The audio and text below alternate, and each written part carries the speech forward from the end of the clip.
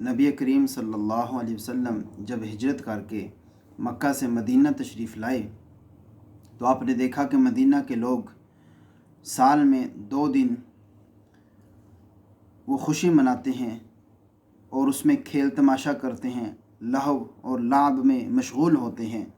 تو نبی کریم صلی اللہ علیہ وسلم نے اللہ کے حکم سے 2 دن مقرر کیے اور فرمایا کہ اللہ تعالیٰ نے تمہیں ان سے بہتر 2 دن عطا کر دیے ہیں، ان میں تم اللہ کی عبادت کرو اور خوشی منایا کرو۔ اور ایک یوم الفطر ہے اور دوسرا جسے عید الاضحیٰ کہا جاتا ہے۔ فطر کا معنی ہوتا ہے کھولنا، کیونکہ پورا رمضان کا مہینہ انسان روزہ رکھتا ہے، اپنے منہ کو کھانے پینے سے بند رکھتا ہے ایک محدود وقت کے لیے، تو وہ پابندی کھول دی جاتی ہے، تو اس لیے اس کا نام یوم الفطر رکھا گیا ہے۔ اور اصل عید اور اصل خوشی تو مومن کے لیے قیامت کے دن ہوگی جب وہ بخش دیا جائے گا۔ ایک بار حضرت علی رضی اللہ تعالیٰ عنہ بیٹھے کھانا کھا رہے تھے، چنوں کے ساتھ آپ روٹی تناول فرما رہے تھے کہ ایک شخص آیا اور وہ آ کر کہنے لگا کہ اے امیر المومنین، آج تو عید کا دن ہے اور آپ پھر بھی چنوں کے ساتھ کھانا کھا رہے ہیں۔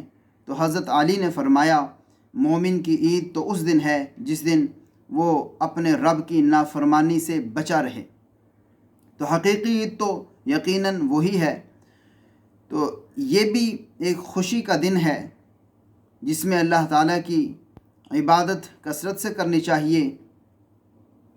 عید الفطر کے دن اللہ تعالیٰ فرشتوں سے پوچھتے ہیں کہ مجھے بتاؤ اس مزدور کی کیا اجرت ہو سکتی ہے کہ جو ٹھیک ٹھیک اپنی مزدوری کرے۔ تو فرشتے کہتے ہیں کہ اس کا بدلہ تو یہی ہے کہ اس کی اجرت اس کو پوری دے دی جائے۔ تو اللہ فرماتے ہیں پھر گواہ رہو کہ میں نے اپنے بندوں کو معاف کر دیا، ان کے گناہوں کو بخش دیا ہے۔ تو یہ عید الفطر کے دن، عید الاضحیٰ کے دن، یہ خوشی ایمان والوں کو ملتی ہے کہ اللہ ان کے گناہوں کی معافی کا اعلان کر دیتے ہیں۔ ایک اور حدیث مبارکہ میں ہے کہ اللہ تعالیٰ فرماتے ہیں، اے میرے بندو، اس عید کے اجتماع میں تم اکٹھے ہوئے ہو تو مجھے میری عزت اور مجھے میرے جلال کی قسم ہے کہ اس اجتماع میں اگر تم اپنی آخرت کے بارے میں مجھ سے کچھ مانگو گے تو میں تمہوں کو ادا کر دوں گا، اور اگر تم اپنی دنیا کے بارے میں مجھ سے کچھ مانگو گے تو جو تمہارے حق میں بہتر ہوگا وہ میں تم کو دے دوں گا۔ عید کے دن کی سنتوں میں سے یہ ہے کہ عید کے دن صبح سویرے اٹھا جائے اور پھر غسل کیا جائے، مسواک کی جائے، اپنی بساط کے مطابق عمدہ لباس، عمدہ کپڑے پہنے جائیں، خوشبو لگائی جائے، اور عیدگاہ میں جانے کے لیے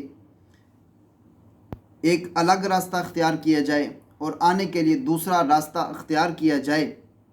جانے سے پہلے صدقۃ الفطر لازمی ادا کر دیا جائے اور جاتے ہوئے بلند آواز سے تکبیرات، اللہ اکبر، لا الہ الا اللہ، واللہ اکبر، اللہ اکبر، وللہ الحمد، یہ بآواز بلند پڑھی جائیں۔ اور عید الفطر کے دن کی ایک سنت یہ بھی ہے کہ جانے سے پہلے کوئی میٹھی چیز، عیدگاہ میں جانے سے پہلے کوئی میٹھی چیز وہ کھائی جائے، اور اگر چھوارے ہوں تو وہ زیادہ بہتر ہے، کیونکہ نبی کریم صلی اللہ علیہ وسلم عید کے دن نماز عید سے قبل چھوارے تناول فرمایا کرتے تھے۔ عید الفطر کی نماز کا وقت اشراق سے لے کر زوال تک ہوتا ہے۔ یہ واجب نماز ہے، اس میں 6 زائد تکبیریں ہوتی ہیں۔ پہلی رکعت میں 3 تکبیرات سورہ فاتحہ شروع کرنے سے قبل، اور دوسری رکعت میں رکوع میں جانے سے قبل 3 تکبیرات یہ اس نماز میں زائد ہوتی ہیں، اور یہ واجب نماز ہے۔ اس کی نہ اذان ہوتی ہے نہ ہی اقامت ہوتی ہے، بلکہ پہلے نماز ادا کی جاتی ہے اور اس کے بعد خطبہ پڑھا جاتا ہے۔